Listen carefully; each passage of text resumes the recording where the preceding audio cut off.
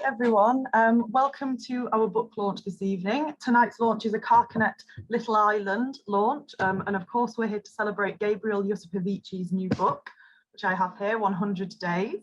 So thank you for joining us. Tonight we're joined by Gabriel, of course, and we're also joined by Marina Warner, which is very exciting. I'm going to hand over to Marina in a couple of minutes, and she will give you a proper introduction to Gabriel's work and the new book, before Gabriel joins us and reads to us and then discusses the book with Marina. Before I do that, just a couple of points. So we're going to be together for about an hour this evening. Obviously, you can't turn your cameras on, but there is a chat box. I can see some of you have found it. Please say hi there. Let us know where you're watching from, what you think of the reading. Just pop any thoughts in there. If you have any technical issues, put them in there as well, and we'll try and help you. Please do make sure before you send a message in the chat box that you've clicked on everyone so that everyone else can read your message. Otherwise, you'll sort of not be talking to anyone else. Later on in the event, there's going to be time for some audience questions. So as well as the chat box, there's another button which is called Q&A. Please find that. It'll open a pop-up box. Get your questions for Gabriel in there, and Marina can put them to him later on in the event. So I think that's all the technical stuff. Yeah, if you've got any problems, put them in the chat and we'll try and help you throughout the event. So just to let you know a little bit more about Marina Warner, who I'm sure needs no introduction really. But Marina Warner, of course, writes fiction and cultural history. Her award-winning books explore myths and fairy tales. Among these are 5 novels, 3 collections of short stories, and also critical works. And she also contributes regularly to the New York Review of Books, the London Review of Books, and to artists' catalogues. Marina is Professor of English and Creative Writing at Birkbeck College, a Distinguished Fellow of All Souls College, Oxford, and a Fellow of the British Academy. In 2015, she was awarded the Holberg Prize in the Arts and Humanities, and in 2017, a World Fantasy Lifetime Achievement Award. You can read her new book, which came out this year with HarperCollins, titled Inventory of a Life Mislaid, which is an unreliable memoir about her childhood in Egypt. So she is the perfect interlocutor for us this evening, and I have great pleasure in asking her to join me. So without further ado, we'll begin. Hello. Thank you very much, Jasmine, for that very generous, over-generous introduction. I'm very delighted to be asked to be in conversation with Gabriel Josipovici over his new book, 100 Days. I'll tell you a little more about it, but I just want to introduce the evening. Time began feeling very strange during the lockdown. I think everyone here will have experienced that sensation of being becalmed, like the accursed ship in the rhyme of the Ancient Mariner, but also simultaneously a feeling that one day was following hard on the heels of the next, undifferentiated, flashing by as if time no longer flowed in space, but was compressed into an ever-present instant. These conditions took people in different ways. As we know, the effects on some were dangerous: depression, tension, states of despair, anomie, a friend told me, had acquired a new meaning in our times. When the lockdown began on the 23rd of March last year, Gabriel Josipovici faced the situation as if it were a new horizon of possibility and inspiration. He began writing daily, and he resolved to write a reflection every day, a complete reflection without fail, starting with A for Aachen and Abraham, and ending with Z for Zazie dans le métro and Zeus. These headings give you a sense of the flavor and range of these pieces. They're literary, European, cosmopolitan, pleasurable, and they develop a self-portrait through coordinates from Gabriel's lifelong experiences in reading, friendship, travels, music, and art. The resulting book, called 100 Days, braids into these short essays a daily log of the progress and the politics of the plague, which is in itself revelatory of what we have all been living through together. So Gabriel, do turn on your camera now so we can see you. Hello. Now, you're best known, really, and you as a novelist and a playwright So my very first question to you is, how did you come to choose this form of the journal or the day book? You have a section called diary in which you meditate on these forms. But you do say in the book as well that you've never undertaken such a stretch of intensive writing day by day. So please tell us a bit more about why and how you chose your topics and what you felt while keeping to this strict discipline. Thank you, Marina. Thanks for the introduction. Yes, I mean, it was a number of choices, a whole number of things that came together. Tamar, my partner, was coming down to Lewis. We didn't know how long the lockdown would take, and I felt that I should have something on the go so that I could feel that the day was somehow, I know that if I don't, I tend to get very irascible and intolerable, as well as intolerant. On the other hand, if it's something like a novel, I felt this is much too difficult, much too anguishing in a way. I don't want to make it sound too romantic, but I'm not one of those Thomas Mann-like authors who can just sit down and write X number of words every day. So I thought I'd do something that was fairly simple, but absolutely regular. And it came to me that I'd keep a diary, a simple short diary, just to give a sense of what was going to unfold. I had no idea what would unfold. I thought I'd keep it for 100 days because I felt that by the end of the 100 days, probably things would have started to change in one way or the other. And indeed, it did prove to be the case that that first complete lockdown with traffic and everything else being halted did start to come to an end after about 100 days. And that I'd append to each, because I'm not a diarist, I'm certainly not Dorothy Wordsworth, I would, the main thrust of it would be a short, as you say, a short reflection on either an episode in or some aspect of my life in the past, or revisiting a work of mine that perhaps I felt I hadn't fully explored, or that I wanted to think about again a little bit, or about a writer or a composer or a painter who interested me, with the proviso that it wouldn't be somebody I'd written about at any length before. So Ivy Compton Burnett, but not Muriel Spark, and so on. I just felt that it would then have to be organized in some way. And as you say, again, very quickly and without my really having to sort of think too hard about it, I thought, okay, I'll use the alphabet, which is a very simple sort of constraint in that I can decide on how many entries under A I'll choose and how many under B and C. But nevertheless, I thought it might throw up some interesting juxtapositions and combinations. And again, there were things like Zazie dans le métro, which I never thought of writing about at all.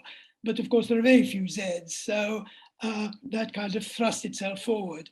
And similarly with something that I might read from a bit later, that Paul Klee painting The Twittering Machine was not something I'd thought of. But again, I was looking for some T's and there it was. So every day when we had a very regular day and I spent the morning writing, I decided I'd write one thing a day and not go back over it. That's amazing. Sorry. No, I was just saying that's astonishing that you were able to do that. Well, usually I take an awfully long time and write very, very short books. But I decided somehow it felt right that at this point, I would just write this thing, not go back over it, and just keep going. In the end, I was only able to do 86 rather than 100. Partly I ran out of alphabet, partly some days things ran over into two, needed more exploration. And there were 1 or 2 days when I wasn't feeling up to it and didn't do it. So that's roughly the pattern and the principles. I mean, one of the things that you take us with you, we've been made companions of your mind, but also companions of your day. And you actually go walking every afternoon, and you capture the extraordinary weather that we had in those lockdown days. And I think you want to read us some of your thoughts about walking. You belong in a way now to quite a large group of writers who do a lot of walking, who experience their thoughts. Of course, there are huge numbers of books about walking now, and I had no intention either of reading them all or of really, these are all very personal things. So when I write about walking, it's about what walking has been in my life. And as you say, we had this extraordinary weather, amazing weather right the way through, and every day there was the occasional spot of rain, but we still went out day after day, had a very regular existence every afternoon, and then we came back and had some tea, and I would jot down a few more or remove a few things from the alphabet. So I'll read from the section called Walking, which again is no great profound metaphysical meditation on walking, but more about just walking in my life. I have two doctors, the historian G.M. Trevelyan once remarked, my right leg and my left leg. And it's true that if I manage to walk regularly, I feel well. But if the weather is wretched and or I feel lazy and decide to skip my daily walk, I feel that something is missing. Perhaps it's only habit, mingled with a sort of puritanism. But for whatever reason, I know that daily walking makes me feel physically and mentally well. And being out on the downs every day for the past 90 or so days, because of course walking comes at the end of the alphabet, 90 or so days, has made us both feel better and even keener to get out. How did I acquire the habit? Or rather, how did my mother, for it was she who got me going? I know that there was a culture of walking in her family. I have photos of my aunt and uncle out with friends on long desert walks. It may have been their English nanny who gave them the feel for it in Hilwan when my mother and my aunt were small. My mother, I can't remember my mother ever talking about walks she did with my father in Aix-en-Provence or Vence. Car trips, yes, but not walks. Nor can I remember regular walks I did with her when I was a child, though she told me I used to walk with her regularly to the Ferme de la Fosse and occasionally to Le Mont d'Or when we were in France during the war. And there are even one or two photos showing me on those walks. In Egypt, I was mainly too busy training in the pool or playing football or cycling with my friends, but we did take our dogs for walks. And I remember walking with my aunt when she took her dogs out on summer evenings and passing the fields of sweet peas just before the dike, which separated the little town, Mahdi, where I grew up, from the desert. A dike dug in 1945, just before our arrival, after the flash floods that swept down the wadis and through the town. By the time I walked with my aunt, though, the desert immediately beyond the dike consisted of the green playing fields and modernist buildings of Victoria College, the smell in the warm evenings of those fields of sweet peas. In Putney, my mother and I would go for long walks on Wimbledon Common, and then later in Woodstock around Blenheim Park on the weekends, since my mother was working during the week. And during the week, if I was not in the Bodleian, I'd go by myself trying to work out as I walked around the lake how to proceed with any story I was writing. We only got into the habit of regular afternoon walks when we came to Sussex. I managed to condense my teaching into 3 days. That would be impossible these days, leaving me 4 days to write, read, and walk. And first in Kingston and then in Lewis, we got up onto the downs every day after lunch on the days I was at home.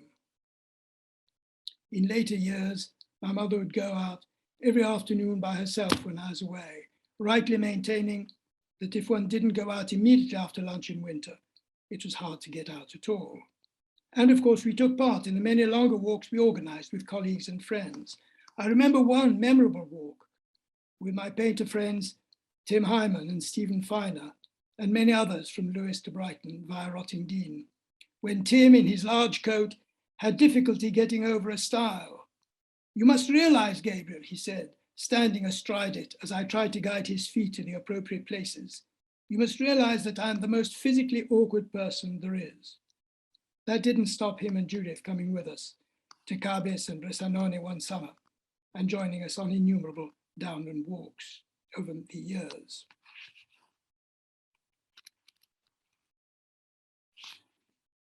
I knew the end of something had come when in Lewes, my mother more and more frequently would say, "I don't think I'll join you today."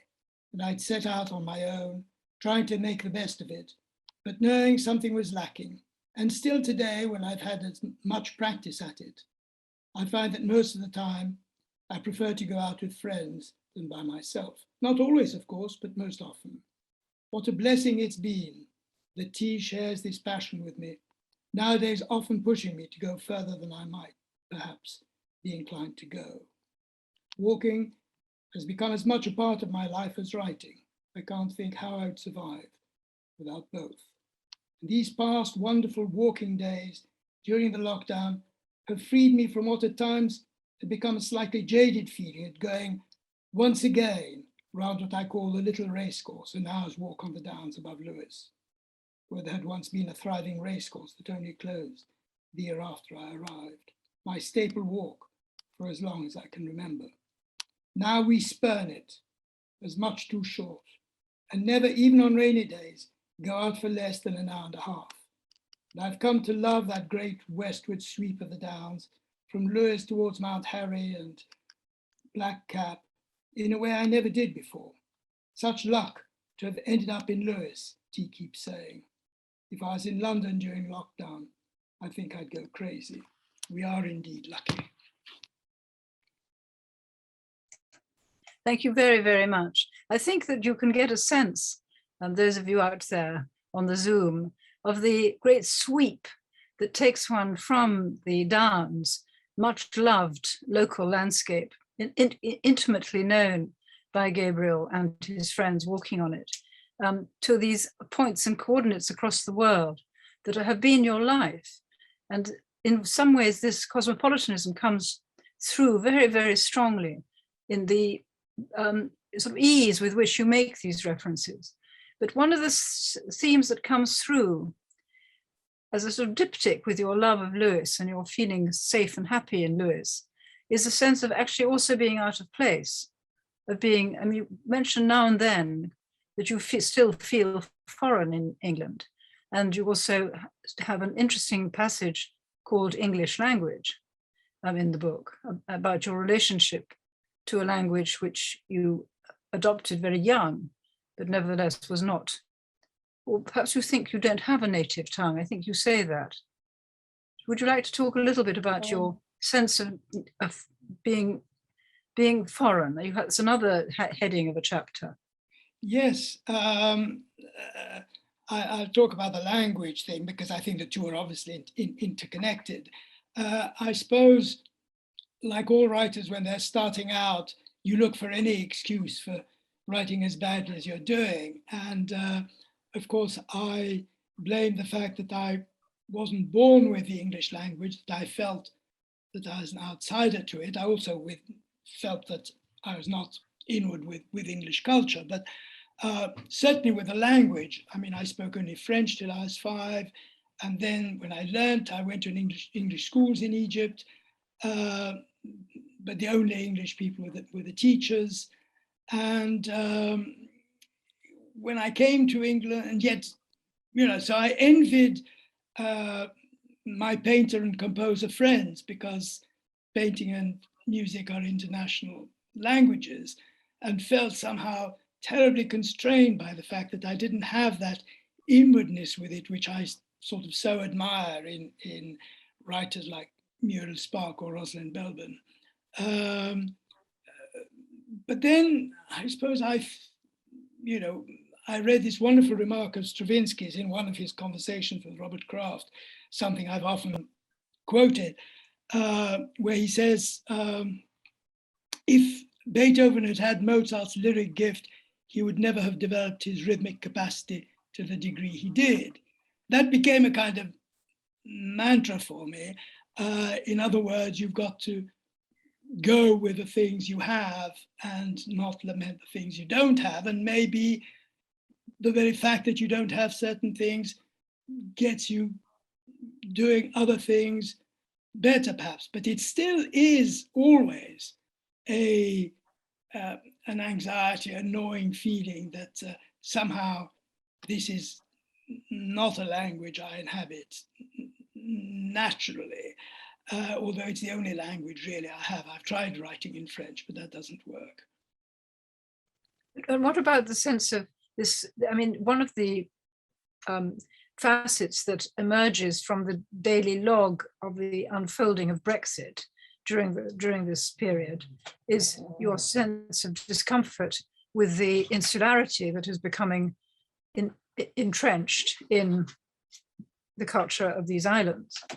That seems to run together with your sense of belonging or not belonging. Yes. Well, I mean, I think I was very, very lucky in that when I was looking for a job, these new universities with different kinds of curricula and different approaches to the study of literature were opening, and particularly Sussex, where I was very lucky to get a job and remain there for all my working life, my teaching life. And I was in the School of European Studies, and it was a great joy to me that in the same corridor were two men who had been imprisoned by both the Nazis and the communists. One was Edward Goldstucker, who was the rector of Charles University in Prague, and the other was a less well-known figure, Zev Barbu, who was a sociologist of religion.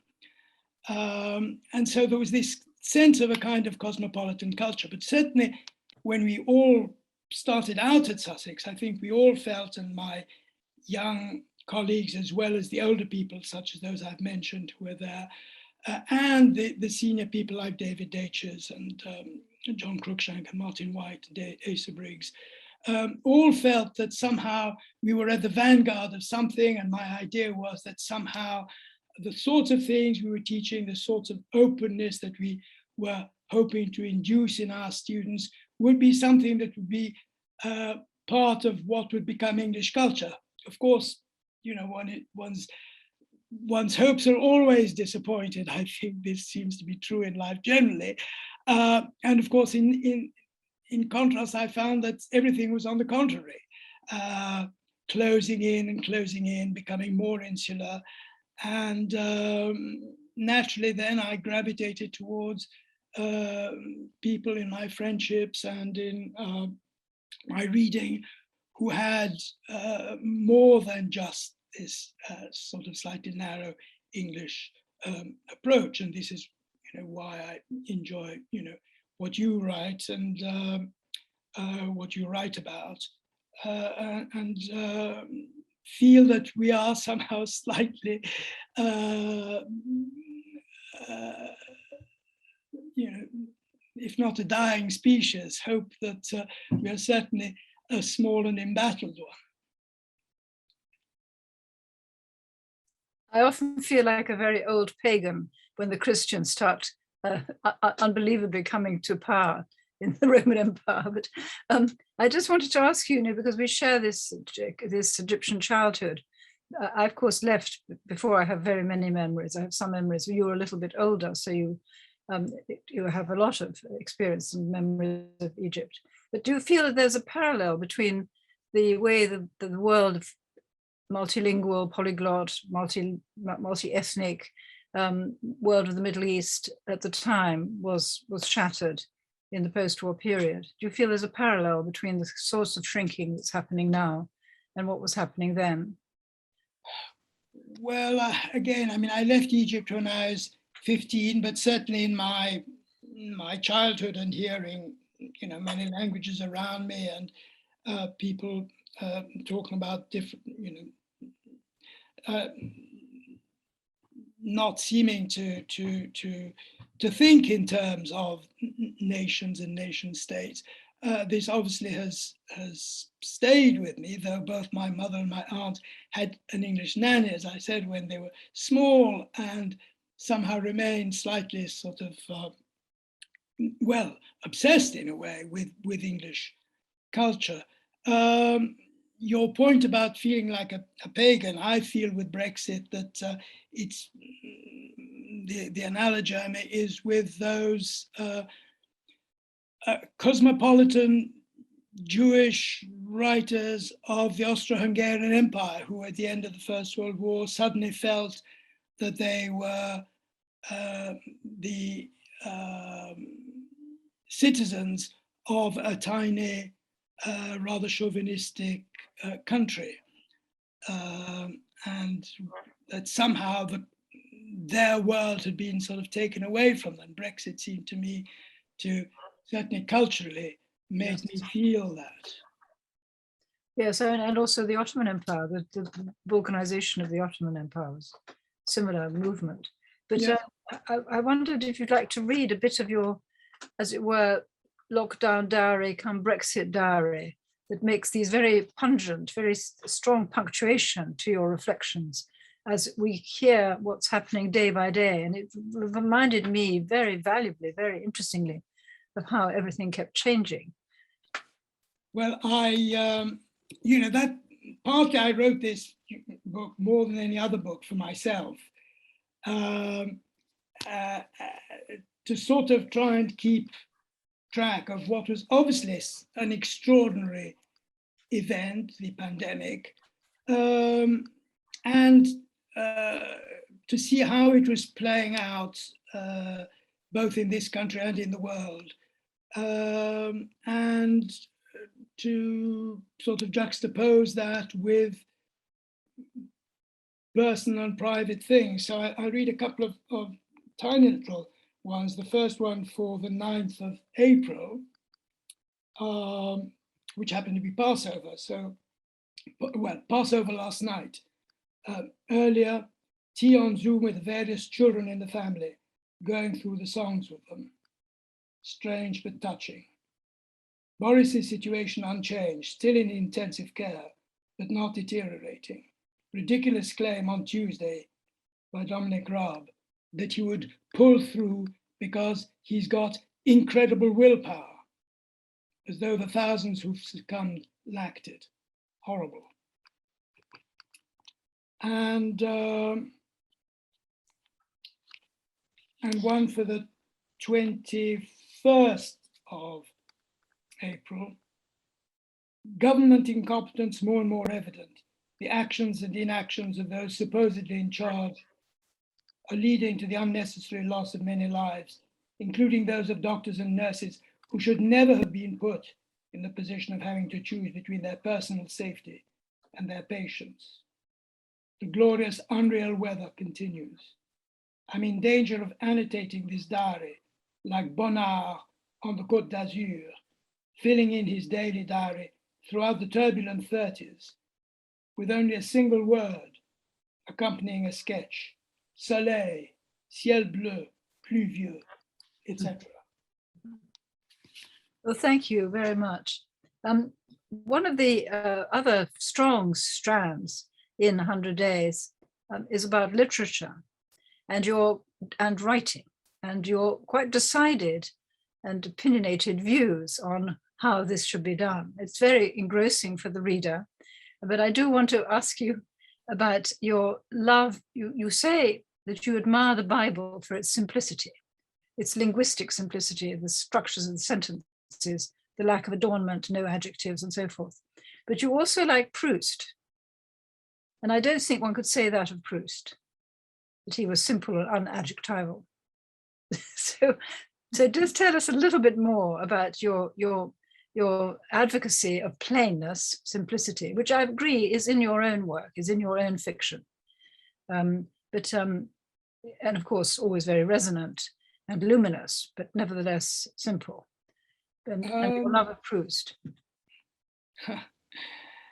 Well, I mean, one says things precisely because, I suppose one writes fiction precisely because if you try to say things conceptually, as it were, there's always that other side to things.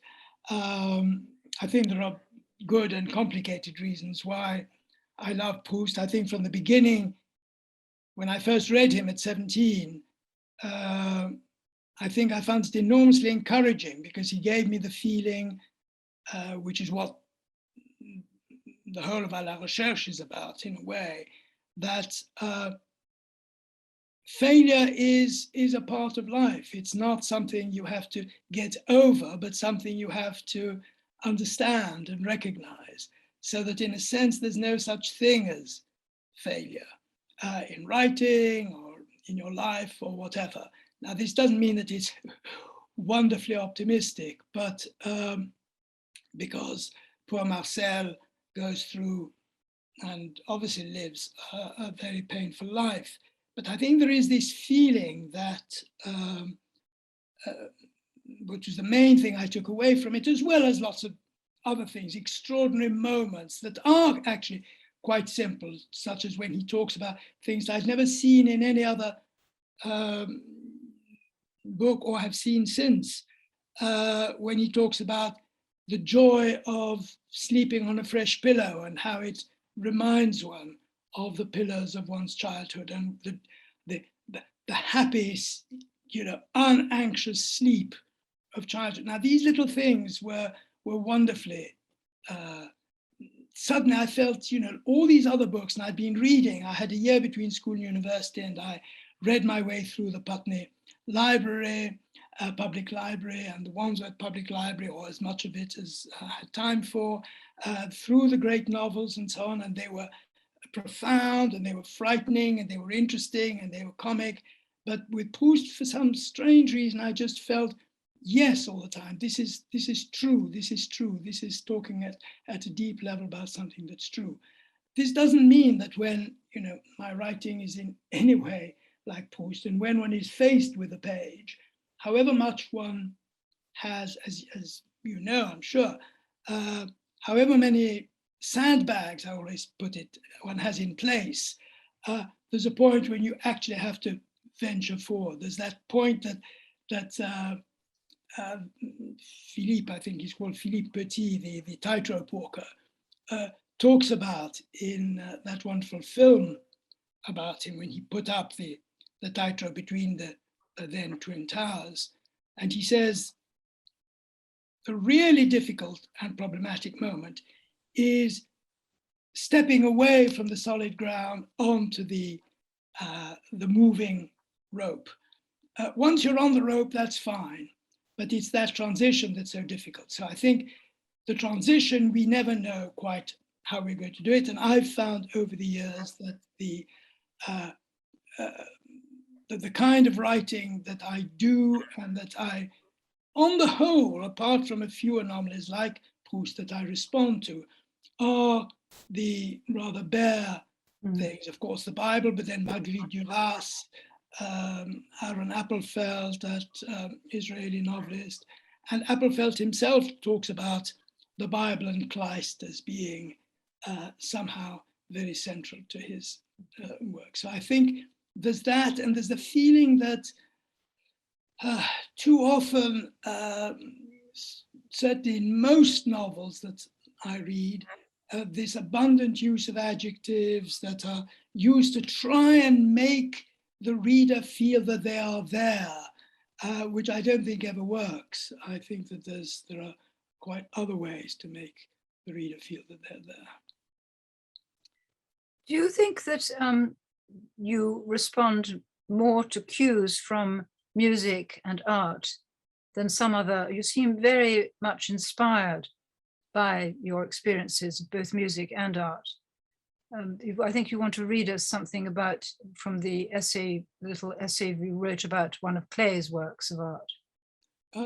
Yes, I mean, I've always felt more at ease with painters and composers than with writers.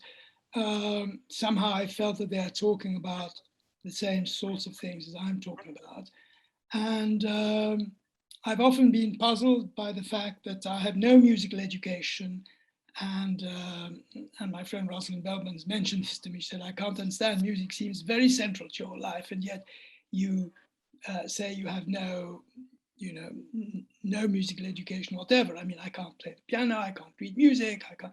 But already when I was a student at Oxford and my composer friend Gordon Cross took me to the Contemporary Music Society, I felt, as I started listening, that there were things that were talking to me and that seemed to be the sorts of things I wanted to try and express myself. I remember there was a wonderful drawing that Kichai made of you and your mother listening, was it to Beethoven? I think he just said listening to music, but we weren't, in fact, and he drew us separately, and then really? together. Yes.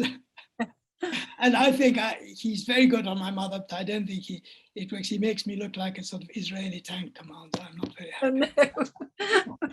Oh dear. Anyway, well, perhaps you'd like to give us a bit of the twittering machine. Okay, so I think we have a picture of it too. Jazz, could you possibly put it up? Yeah, thank you. Okay, the months, years even, wasted struggling to find a fictional or dramatic form for the idea, because the thing is entitled The Twittering Machine, this particular episode. I say idea knowing well enough that it's the title of a Paul Klee painting, now in MoMA, a painting I love. But as so often in Klee, it's the title almost as much as the image that is evocative. In German, die Zwitschermaschine. I look it up in the Oxford Duden and it tells me that Zwitschern means to chirp, but a chirping machine wouldn't have the resonance of a twittering machine. And I wonder who came up with that inspired translation, and take off my hat to him or her. It sounds right for the picture in a way that chirping just doesn't. Too chirpy, while the other just catches the mechanical, the aimless, the repetitive, which is there in the Klee picture. He painted it in 1922. It's a watercolor and pen and ink, oil transfer on paper. It's very small, 46 by 63 centimeters. It depicts, as you can see in cartoon form, 4 birds with big white faces and big black tongues singing on a wire, singing their hearts out into a greeny blue sky bordered by pink on the left and a darkness to the right. The darkness doesn't quite come through in this reproduction. The wire, though, is attached to a pulley or handle, and the whole contraption is held up by a rod on a sort of transparent table, suggesting that these are not birds on an electric wire, but rather a parody of one of those mechanical music machines that were so popular in the 18th century. E.T.A. Hoffmann devoted a story essay to them in 1814, entitled Die Automate, and he was very critical of them for distorting the true purpose of music, which, he says, is like the reflection of God's own inner music that can only be conveyed by a feeling musician. Thus, Klee's troubling and enigmatic picture would take its place alongside The Ghost of a Genius, also painted in 1922, as Klee's complex response to romantic idealism. Today, he is suggesting, there can be no such thing as a feeling musician who bodies forth the pure sound of God's own inner music. No Beethovenian genius who can convey to multitudes the undiluted ideals of the Enlightenment and Romanticism. And yet, the artist is still drawn to such ideals and still, against the odds, believes in his or her mission, for otherwise what would be the point of art? But it must be one that is fully aware of the dangers to precisely those ideals from importing debased versions of them into the public domain, a web of feelings and ideas that would be explored in fiction by Thomas Mann 20 years later in Dr. Faustus. And the twittering machine, of course, has generated quite a few musical compositions of its own, including a tiny piece by the young Peter Maxwell Davies, the third of his 5 Klee pieces, written in the late 50s when he was teaching at Cirencester Grammar School. The whole work only lasts for 10 minutes, and the individual pieces are miracles of wit and precision. The third uses a form of repetition that gathers new elements to itself as it proceeds and then gradually sheds them. the whole underlaid with ostinato on cellos and double basses, brilliantly conveying both the troubling nature and the toy-like quality of Klay's masterpiece. And it surely prefigures another and much larger and more complex exploration of 18th century musical boxes and mechanical singing birds, the 8 Songs for a Mad King, a music theatre piece about how George III in his madness would try to sing to his caged bullfinches, with the musicians as the birds inside giant cages. And the king, it's a part of extraordinary versatility, which moves from moans to screams to the imitation of the sounds made by those who cannot hear their own voices, attempting to imitate and cajole them. And Max has great fun distorting Handel.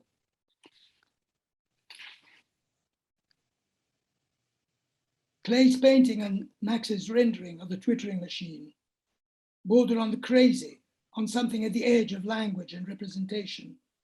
And for several years, I kept coming back to the notion of a novel or play, which would not just give life to, but actually be a twittering machine, to no avail.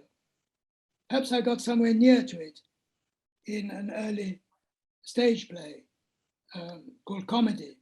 And in my first radio play, Playback, where an innocent phrase like the laburnums in flower grows more and more threatening and returns as it gets dropped into the conversation, distorted and fragmented and growing more and more violent. So repetition and fragmentation is the means of metamorphosis of the banal into the terrifying. But that hasn't put the idea to bed, writing those two things. I still find every time I hit upon a new idea for work that underneath is the notion there in the clay at once of rapturous singing and of crude mechanical repetition. And in much of the work I'm happiest with, such as Contre-jour, Everything Passes and Infinity, these two contradictory feelings are in play. And it pleased me enormously when Yale put Klay's Ghost of a Genius on their edition of Whatever Happened to Modernism. Thank you very much. Wonderful. One of the entries that actually surprised me a bit, and hearing you read The Twittering Machine brought it back to me, and that is your entry on dreams. Because in this Twittering Machine essay, you intimate the something underneath, the kind of where language fails and where something else takes over or emerges. And many people, of course, feel that that happens in dreams, but you're quite critical of dreams. Not sure I'm critical. I just don't dream very much and can't quite recall them. So I've never felt, that they were particularly central to my life. I know that writers I admire, like Perec, kept diaries of their dreams, and Butor has a lovely long essay on a dream of Baudelaire's, etc., etc., etc. But no, that side, I think it's too loose and baggy, I suppose. That's Dreams are too loose. They're not the kind of, precision and clearly delimited things that that really moves me. Yes, that you're after. Well, we're coming near the point where I should invite people to ask questions. So start thinking of your questions, but we can't leave you before I ask you about the very strong and consoling and strengthening presence of animals in your writing and your life, especially dogs. Yes, well, I have always, I grew up with dogs, and we always seem to have dogs and cats. Yes, it's, how does one explain? I don't know. These things, people often say that one's, critical. People who are critical of pets say, oh, one is anthropomorphizing them and so on. I don't think so. I think that, on the contrary, they make one feel one's own animal nature, perhaps. You have an entry on animals too, in general, don't you? Yes. I mean, I think the book has got, links to quite a lot of current preoccupations about the place of human beings, and the animals are such that your dogs, from your childhood dog who dies in an accident, is your first experience of death, I think, is it? Yes.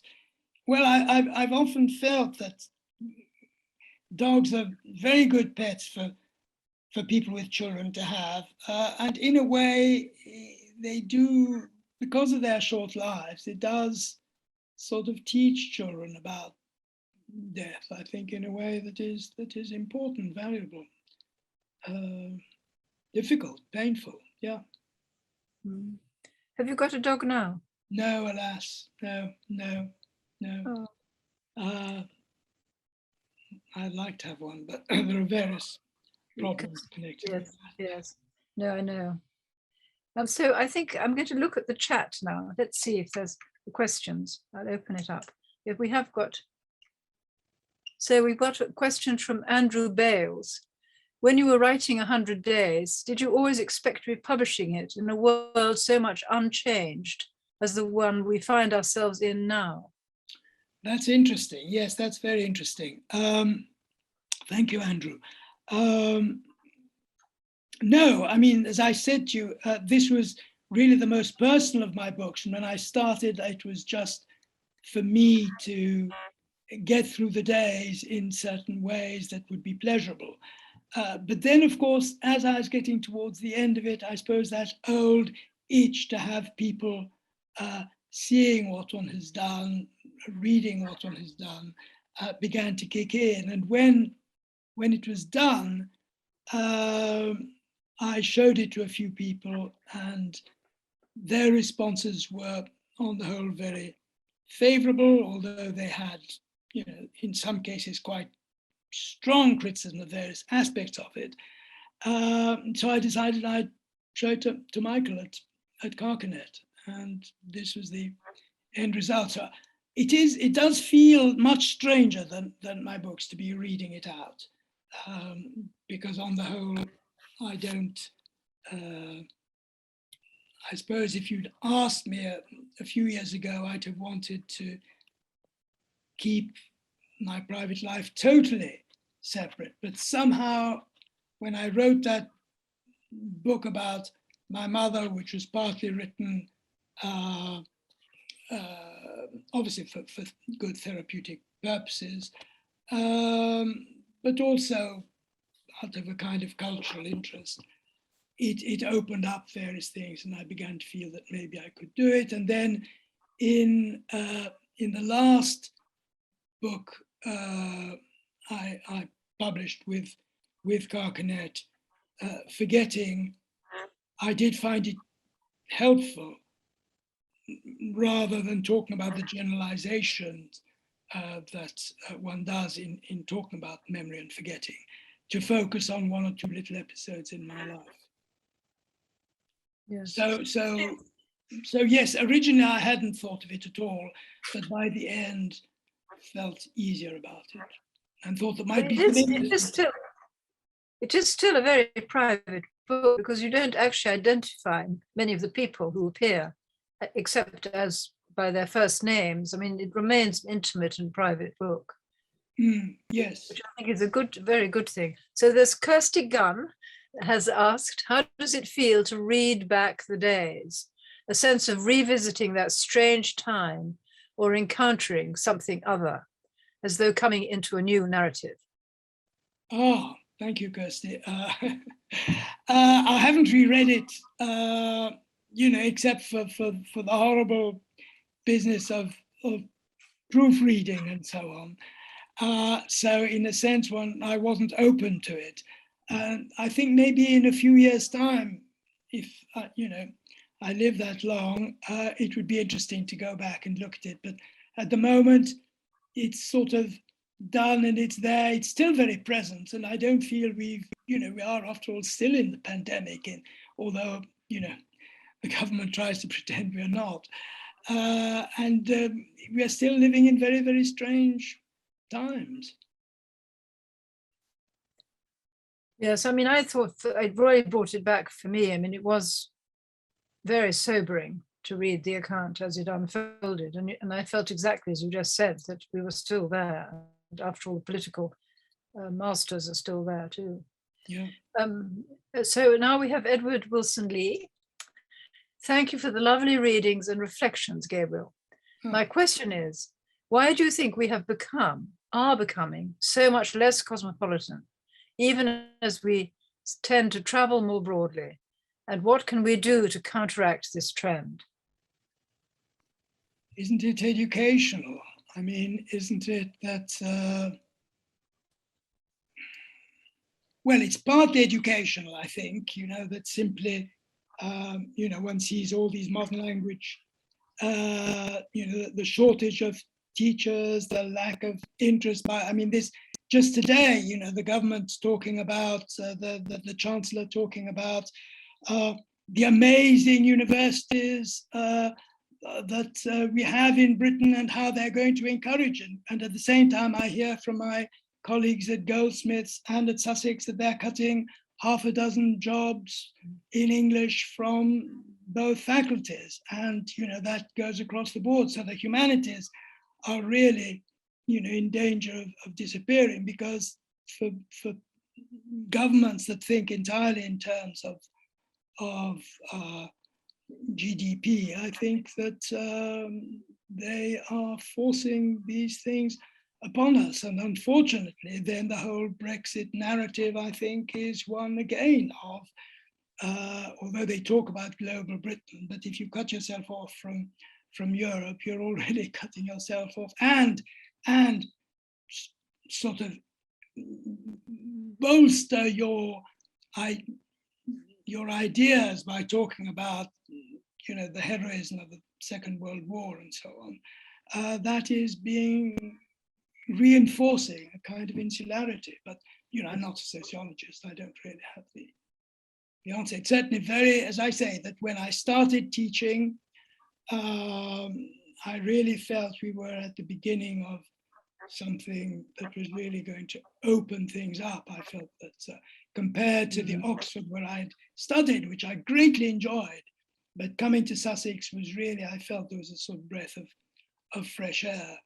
And to see it all declining so quickly as it has is bitter. Well, the attack at Goldsmiths is actually on comparative literature too, very much directed at the broader sense of connectedness to the world, with lots of questions. So Michael Schmidt asks, can you talk a little more about your Judaism as conditioning, as belief, as culture, even as politics, in this book where it colors some passages, the calendar, for example? Michael, how long do we have? No, I mean, I don't know in this book how much it colors it. I was, always aware of the fact that I was Jewish. I was aware of the fact that, we were in Egypt, but, it was never really a terribly important part of my life. And then I suppose, as often happens with people in their 30s, I began to think much more about it. I started teaching a course on the Bible and literature with an Anglican colleague and reading the Bible more seriously, thinking about that. And then, meeting my present partner and her much deeper involvement in it has made me think more about it and feel, I suppose, more attuned to it. I wouldn't say, I was, I never go to synagogue. It certainly doesn't color my year, my calendar, as it does my partner's. You do give in the book a wonderful picture of all your relations and different where they came from, and I mean they do wander through the book in a very fascinating way. Well, we had this strange history that, my aunt married a Catholic, had two daughters. One married married a Catholic and converted. One of her daughters married a Muslim and converted. and has 2 Muslim daughters, and one married a Greek Orthodox and has a son. She didn't convert, she's remained a Catholic till her dying day. So there's never been a feeling of, exclusivity. Seems a very strange and wretched thing, really. Philip Terry is asking you, what do you say about Zazie, which was thrown up by the alphabet and which you haven't written about before? Well, read the essay on Zazie, Philip. That's all I can say. I certainly found, I'd always loved the book. And I found when I was writing my first novel, The Inventory, that although I felt that I'd been marked by much more deeply marked, I certainly didn't feel I'd been marked by Zazie at all, or by Queneau, but by Proust, by Grillet, by Claude Simon. And yet when I was writing The Inventory, suddenly bits of Zazie came back. And I think the way he manages to keep a kind of roller coaster craziness going through and moving between realism and non-realism, I found that exciting. But then I didn't feel that there was anything further I could do with it. I was great friends and was very, had always felt that the person at Sussex who understood me best was a colleague called George Craig, who adored Queneau, and I have one of his annotated novels. He died a few years ago, with pencil marks all over. So I love Queneau, I love Zazie, but again, writing about it did make me see much more in it, of course, than I had thought there was. Gabriel, this must be the last question now. It's from Rachel Haddad. I've had the sense that other writers have also been turning to journal or almanac forms, some kind of counting or written accounting during the pandemic. Have you noticed that? Well, I'm sure they have, and certainly there's been a kind of personalized turn, which on the whole I've resisted and haven't liked in writing in the last 10, 15 years, certainly in this country, I think in America as well. And I've really, on the whole, been rather unhappy with it. So it's slightly odd to find myself, but again, that's like the contradiction with Proust, doing this when, on the whole, strictly speaking, I don't approve of it. There are a lot more questions, but I'm under orders to draw it to a close. So I think you'll see the question. I think they'll be able to send you the questions, Gabriel, and you might want to answer that should be some of the others. Yes, and there are also some lovely comments in the chat, actually, including one from Andrew McNeely, but you'll see them all. So I think we all would like to applaud you very warmly and thank you very, very much for your readings and your comments and for the book, 100 Days. Thank you, Marina. Thank you. Thank you, Jazz. Thank you, Michael. Thank you both so much. It was really, really great to hear that conversation. It was so far-reaching. It was a real pleasure. So congratulations, Gabriel, on the new book. Please, everybody, go and buy your copy of the book now. Of course, you've paid £2 to be here, so thank you very much for doing that. I'm popping the link in the chat box for you now, and the code is there as well. So I'm going to leave everything open for you guys for a few minutes so that you can get that, or you can get any last minute messages in the chat. But that's everything from us, really. The last thing I need to say is please do join us again. At the same time next week on Wednesday evening, we're launching a new anthology. It's called Grand Larcenies, Translations and Imitations of 10 Dutch Poets, edited and translated by PC Evans. He will be joined by Robert Minhinnick, who you may know, a brilliant Welsh poet and translator himself. We'll be joined by 3 of the contributors, and all the details are on the website. So please go and seek that out and buy a ticket for the event. So that's everything for now. I'm going to turn all of our cameras off, and I'll just leave the chat there for you for a couple of minutes. So thanks again, Marina and Gabriel, and congratulations once again. Bye-bye. Thank you. Thank you.